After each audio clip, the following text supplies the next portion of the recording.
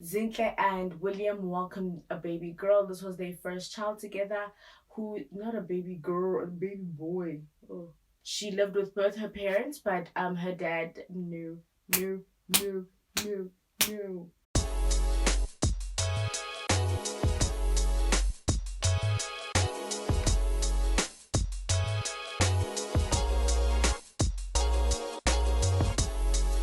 Hey guys, welcome back to my YouTube channel. My name is Bagi Sekhale, and today we're dealing with yet another true crime case.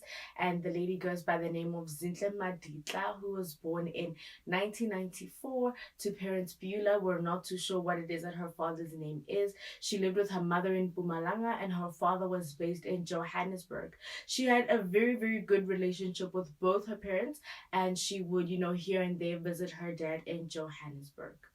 Now, trouble really started with Zintle when she was in grade 10. That's when she dropped out. However, in 2009, when she was only 15 years old, she fell pregnant with her first child.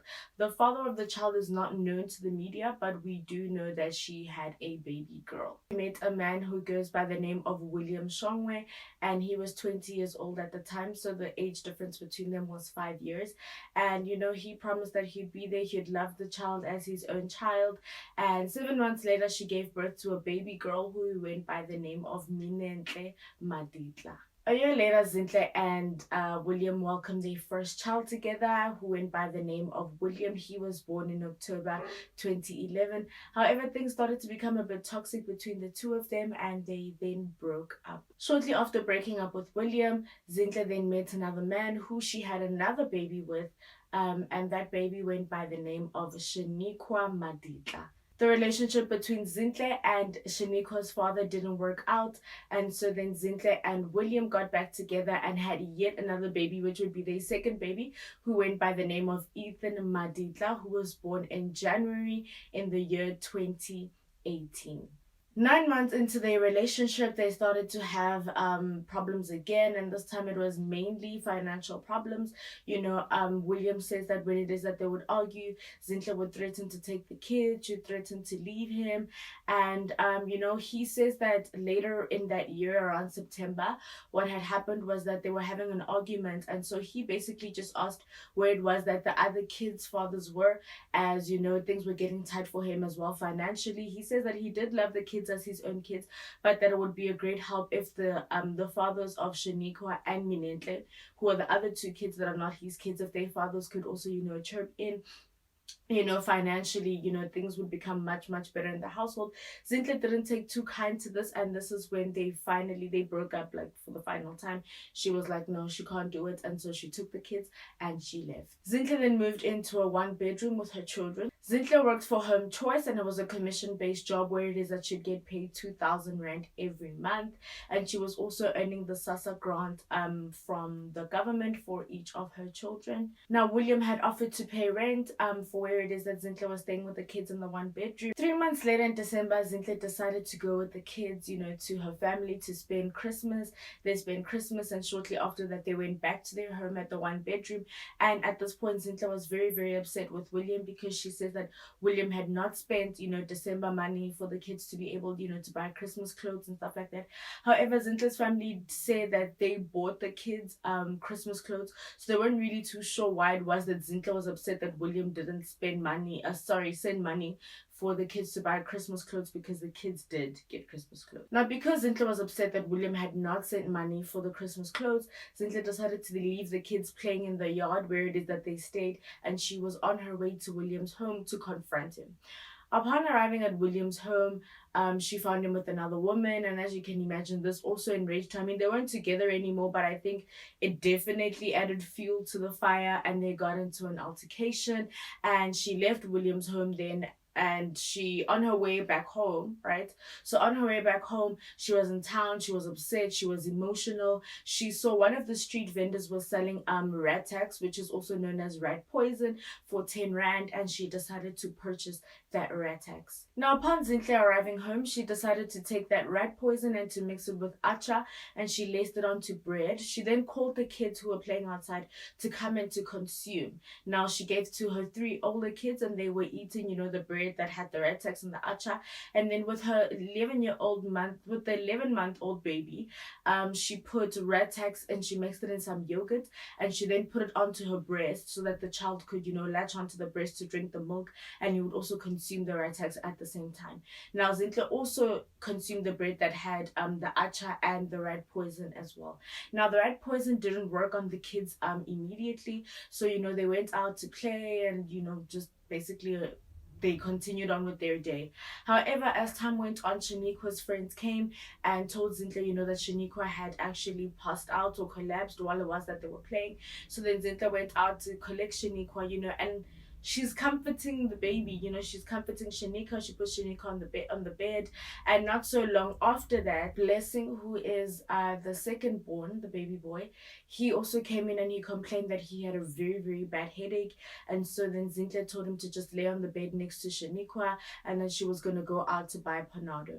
Now, on her way out, she found the oldest, Minentle, still playing. She still looked okay, and she told Minentle, to check on the kids that were sleeping in the house while it was that she went to go buy Panado and medication for them since they were not feeling well. Shortly after that, Zintle came back, but she didn't come back with the Panado or the medication, and she found the kids sleeping in the house, but all the kids were still alive and breathing at this point. So upon discovering that the kids were still breathing, Zintle decided that she would just go outside, chill for some time and just to pass time. Shortly after that, she went back into the room and she realized that the kids were now not breathing. Now, still, upon realizing that her kids were not breathing, she still decided to still go back outside and to chill. And that's when a neighbor who goes by the name of Sweetness, saw Zintle outside, and basically she asked Zintle, like, where are the kids? She hasn't seen the kids in a while. And Zintle basically said that no, William had collected the kids, so she's basically at home, alone chilling. And Sweetness was like, no, like, it's December, like, let's go out to the tavern, let's drink, have a good time since the kids are not here. And so Zintle then told Sweetness to go ahead and that she would find them at the tavern later. So then Zintle got ready and she went to the tavern, and like I had already said, she had consumed the rat tax. So she was hoping that once it was that she started to consume alcohol, maybe then it would start to kick in or get into effect, and she would deal with whatever she deals with wherever at the tavern, maybe pass away there, or get weird, not be able to breathe at the tavern once she started to consume the alcohol. The night went on, and she only made her way back home the next morning. Upon arriving at this point, the kids had, foam in their mouth, because when it is that you're poisoned or that you consume poison, you start to foam at the mouth. And so then Zintle wiped the kids' faces, wiped the foam off of all their faces, and then she wrapped them in blankets. She then locked the kids in the house, and she went to William. When she got to William, she told William, she's leaving, and so if he wants to see the kids, she's locked them in the house, right? So obviously William didn't really take this seriously, because it doesn't sound, I guess some people would probably go and check, like, to see, or okay, are the kids really in the house? But because of the history of their relationship, I think maybe he thought this was a trap, like she just wants him in the house or whatever. So he didn't go and check.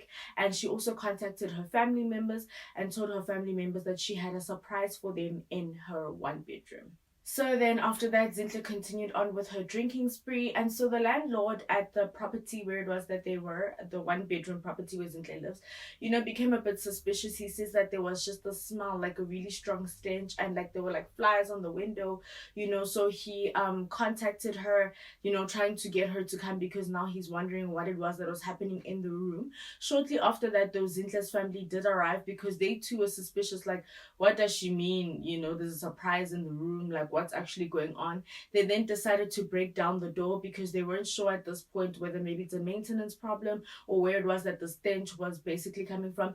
I don't think they expected to find all four of Zintle's kids deceased in the bedroom. I think that was the last thing they would think of. But upon, breaking down the door, the first thing that Zintle's mother was met with is the sight of, her 4 grandchildren deceased and laying on the bed covered in blankets. Now, Zintle, upon handing herself over to the police, also, she drank rat poison again. And so then she got to the police and she told the police what had happened, that she had poisoned the kids. And apparently all it was that she was giving her statement, she was, becoming very sleepy and like dizzy and stuff like that. So they decided to take her to the hospital so that they can be able, would be able to drain out the right poison from her system. She was then also taken for a mental evaluation and she was said to, be fit enough to stand trial. Zintle was then taken to prison and the funeral for her 4 beautiful children was played live, on news channels, and dignitaries attended the funeral. It was a very, very emotional funeral, as you can imagine, for her family, for her friends, for the community as well. She was then sentenced to she was given 4 life sentences. And it's so weird, she actually had said that she was hoping for the minimum, like the least that she could get, but she got 4 life sentences. The judge does say that, she didn't show any remorse, like she didn't have that. She did cry during like the whole thing, and she apologized. She said that she was sorry for what it was that she did. She broke down the most though when she was apologizing to her mom. So at no point did she say she apologizes to her kids. She just said she apologizes for what she did. She apologizes to her mom. That's when she broke down. And she apologizes to the father of her kids. She says that when she saw William, especially with another woman, she basically just lost it. And so then the kids, unfortunately, with her, well, she tried to commit suicide, but it didn't really work out. But yeah, that's what happened. So that's today's case, guys. Thank you so much for watching. Please don't forget to like, to comment, to subscribe. I'll see you next time. Bye.